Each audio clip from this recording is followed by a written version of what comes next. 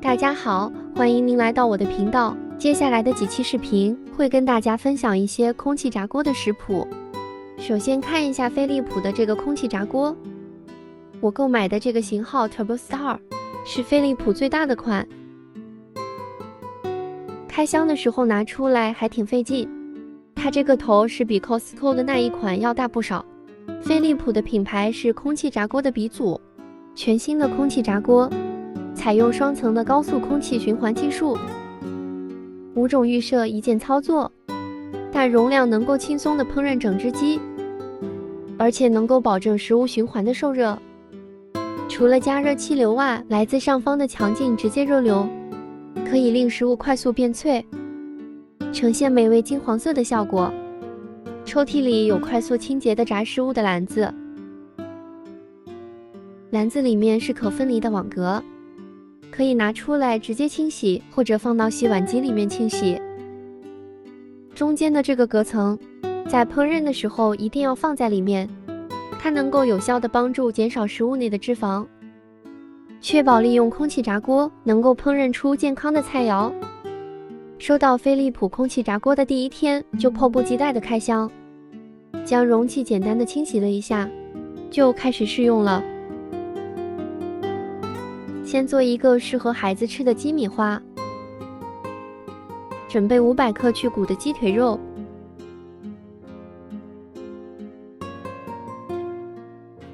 切成小方块，加1小勺酱油，1小勺的五香粉，1/2小勺的盐，2大勺的蒜泥，也可以用大蒜粉代替，然后拌匀腌制30分钟左右。再调一个挂浆的壶，1/3杯重筋面粉，50毫升的清水，1/2小勺的盐，1/2勺的五香粉，也可以放一点泡打粉，搅拌均匀后倒入腌好的鸡块中，然后搅拌一下，尽量让每一个鸡块都挂上浆。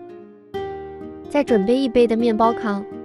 我这次是用的买的面包糠，也可以自己用面包烤制。先挂好浆的鸡块都沾上面包糠，我还沾了一些地瓜粉的，等一下看一下效果怎么样。沾上地瓜粉的就是盐酥鸡了。都沾好粉料的鸡块再静置10分钟，然后摆入空气炸锅的烤盘中。我都是均匀的把它铺开，不然粉粘在一起，可能烤得不会那么酥脆。然后在上面喷上牛油果油，这个罐装的牛油果油是空气炸锅的必备，一定要买哦，因为它的烟点是500华氏度，